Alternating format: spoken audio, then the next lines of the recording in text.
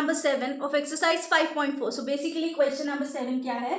In a right triangle ABC, angle B is equals to 90 degree and then A part हमें दिया हुआ है. If AB is 6 centimeter, BC is 8 centimeter, then find AC. अब हमें क्या बोला है कि एक राइट ट्राइंगल है ABC जिसमें कि एंगल B क्या है 90 डिग्री है. हमें दो साइड्स की डायमेंशन गिवन है एंड एक साइड की पूछी गई है. सो देखो यहाँ पर क्या है कि ऐसे क्वेश्चंस में क्या चीज होती है, अभी तो ये हम स्क्वायर्स एंड स्क्वायर रूट्स के अंदर कर रहे हैं, है ना. ये एक्सरसाइज में जो क्वेश्चन आया है स्क्वायर्स और स्क्वायर रूट के अंदर है क्योंकि अभी आप बुक से कर रहे हो. बट अगर एग्जाम में इस टाइप का क्वेश्चन आ जाता है तो वो मेंशन नहीं करेगा कि कौन से चैप्टर से है. सो यहाँ पर एक ही कॉन्सेप्ट लगेगा जो कि है फॉर्मूला. सो यहाँ पर देखो हमारे पास एक राइट ट्राइंगल है, ये देखो राइट एंगल ट्राइंगल है A B and C. Angle B हमें 90 डिग्री गिवन है एंड इसमें क्या बोला है, ए बी है हमारे पास 6 सेंटीमीटर, बी सी है 8 सेंटीमीटर और हमसे ये वाली साइड पूछी है ए सी. सो यहाँ पर आपको एक पाइथागोरस थ्योरम आपने पढ़ा होगा, फॉर्मूला भी होता है राइट एंगल ट्राइंगल का कि उसमें पाइथागोरस थ्योरम में हम लगाएंगे यूजिंग पाइथागोरस थ्योरम. सो यहाँ पर कौन सी फॉर्मूला क्या होता है उसका, A C square is equals to A B square plus B C square. Basically क्या होता है, hypotenuse square is equals to side square plus base square, sorry height square plus base square. So हमें A C square find करना है. A B हमारे पास कितना है 6, so that means ये होगा 6 का स्क्वायर प्लस बी सी हमारे पास 8 है तो 8 का square.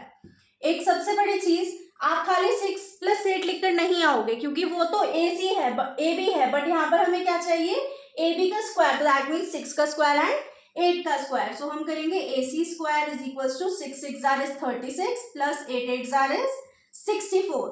So A C square is equals to 36 प्लस 64 इज 100. अब मैंने आप लोगों को बताया कि जब भी एक तरफ स्क्वायर होगा तो दूसरी साइड जाके क्या होगा, इक्वल टू के अंडर रूट हो जाएगा. अब हम 100 का अगर प्राइम फैक्टराइजेशन से निकालें तो ये होगा 2 5 जार 10 0, 2 2 जार 4, 2 5 jar 10, 5 5 jar 25 and 5 1 jar 5. So A सी हमारा क्या होगा, यहाँ पर 2 एंड यहाँ पर 5. सो 2 into 5 is equals to 10.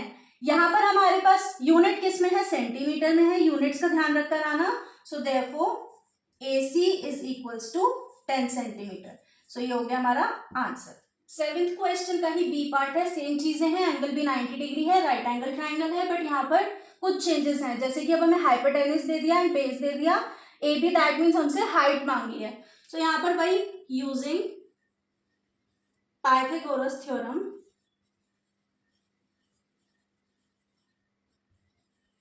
Formula लगाएंगे. पाइथागोरस थ्योरम का फॉर्मूला होता है A C square is equals to A B square plus B C square. So A C square हमें 13 का स्क्वायर दिया हुआ है is equals to A B का स्क्वायर हमें फाइंड आउट करना है प्लस बी सी का स्क्वायर हमें दिया हुआ है 5 का स्क्वायर. ओके, अब 13 का स्क्वायर होता है 169, ये आप करके देख लेना. 169 is equals to A B का स्क्वायर प्लस 5 5 जार इज 25. अब 25 यहाँ पर पॉजिटिव में है, सो हम यहाँ पर लाकर इसको माइनस करेंगे. So 169 minus 25 is equals to A B square. So 9 minus 5 is 4, 6 minus 2 is 4 and 1 तो एज इट इज रहेगा तो ए बी का स्क्वायर हो गया. सो देयरफॉर ए बी कितना हो गया, अंडर रूट 144. अब 144 का क्या है, हम प्राइम फैक्टराइजेशन कर लेते हैं. यहाँ पर 144 का प्राइम फैक्टराइजेशन सबको आता ही है. 2 7 जार 14, 2 2 जार 4, again 2 3 jar 6, 2 6 jar 12, 2 1 jar 2, 2 8 jar 16, 2 9 jar 18, 3 3 jar 9 and 3 1 jar 3. सो यहाँ पर 2 का पेयर, यहाँ पर 2 का पेयर, यहाँ 3 का पेयर. सो ए बी हमारा कितना होगा, 2 इंटू 2 इंटू 3, तो 2 2 जार 4 एंड 4 3 जार 12. So therefore A B is equals to 12 centimetre. अब बहुत ध्यान रख के आना, डायमेंशन को उसके यूनिट के साथ मेंशन करना है। बेसिकली जो ये क्वेश्चन आपको इतना अच्छे से एक्सप्लेन किया है वो इसलिए किया है कि अभी तो यहाँ पर आपको पता ही है स्क्वायर्स एंड स्क्वायर रूट्स का टॉपिक है, बट एग्जाम में मेंशन होकर नहीं आएगा। ऐसे ही क्वेश्चन आपको ज्योमेट्री में भी मिल सकते हैं कि भाई चलो हमें एक ट्राइंगल दे दिया और फिर हमें उसका एरिया बता दो। सो इस टाइप के क्वेश्चंस वहां भी आते हैं। तो फॉर्मूला एंड फंडा ऐसे ही रहने वाला है सेम दोनों क्वेश्चंस के लिए। Next we are having question number 8। A gardener has 1000 plants. He wants to plant these in such a way that the number of rows and number of columns remains same. Find the minimum number of plants he needs more for this. अब ऐसा question आप करके आ चुके हो है ना, जिसमें हो कि मैंने बताया था आपको कि ये मान लो यहाँ पर ये कुछ रोज प्लांट्स हैं तो उतने ही रोज उतने ही कॉलम होने चाहिए। मान लो 1 2 3 4 5 अगर यहाँ पर हमारे पास है तो 5 ही रोज और कॉलम्स होने चाहिए। मतलब इस तरीके से एक पैटर्न बनना चाहिए। अब यहाँ पर उन्होंने क्या कहा है कि 1000 प्लांट्स हैं हमारे पास। ये बेसिकली दो क्वेश्चंस का मिक्सचर आ गया। अभी आपने किया था कि हमें एक नंबर दिया हुआ है और हमें कहा है कि इसमें पता लगाओ कि हम क्या ऐड करें या क्या माइनस करें कि हमारा परफेक्ट स्क्वायर बन जाए। ठीक है, अब कहने का मतलब अगर आप यहाँ पे एक पैटर्न समझ पा रहे हो तो हमें ये पूरा पैटर्न करने के लिए स्क्वायर की नीड लगेगी ना भाई। मान लो यहाँ पर हमारे पास कुछ 1000 प्लांट्स हमने लगा दिया, इनको कुछ इस टाइप से बच गए हैं, ये पैटर्न बन गया।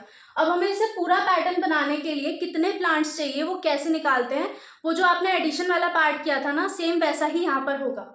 सो यहाँ पर देखो हमारे पास क्या है 1000 प्लांट्स हैं। सो सबसे पहले हम क्या करते हैं, अ गार्डनर हैज प्लांट्स कितने हैं 1000। सो ऐसे क्वेश्चंस को करने के लिए ना देखो क्या करते हैं, सबसे पहले हम डिवीजन मेथड, यहाँ पर भी डिवीजन मेथड ही यूज करेंगे। 1000 की हमने यहाँ पे कर दी पेयरिंग। अब हमें पता है 3 3 होगा 9, सो 10 - 9 इज 1। अब ये दोनों पेयर में है तो एज इट इज डाउन में 3 + 3 इज 6। ठीक है, सो यहाँ पर हम करते हैं अगर 63 × 3 करेंगे, 3 3 9 6 3 18, ये तो ज्यादा हो गया है। यहाँ पर हमें देखो क्या करना है 100 है ना। अब हमें ये पता लगाना है कि कितने हम यहाँ पे प्लांट्स और लगाएं, तो उसके लिए वैल्यू आपको लेनी पड़ेगी बड़ी, मतलब कि 100 से थोड़ी सी बड़ी वैल्यू लेनी है। सो 63 तो आई गेस ज्यादा ही हो गया, तो 62 अगर हम करें तो 2 2 = 4 एंड 6, ये ठीक है।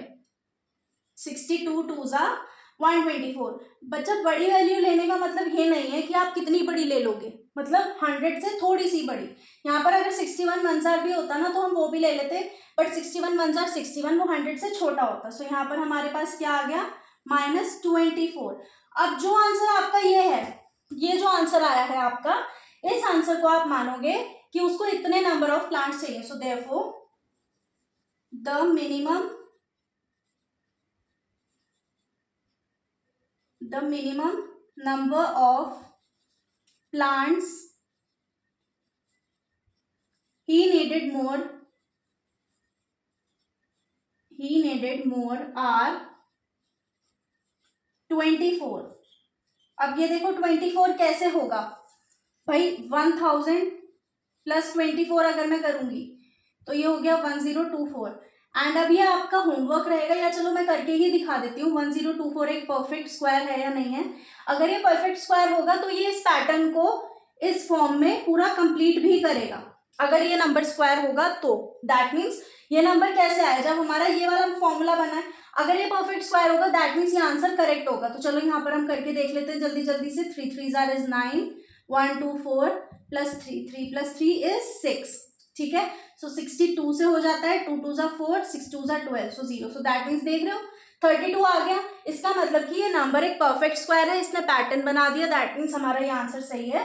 उसको मिनिमम नंबर जो चाहिए वो है 24 plants. Next we are having question number 9। There are 500 children in a school. For a PT drill, they have to stand in such a manner that the number of rows is equal to the number of columns.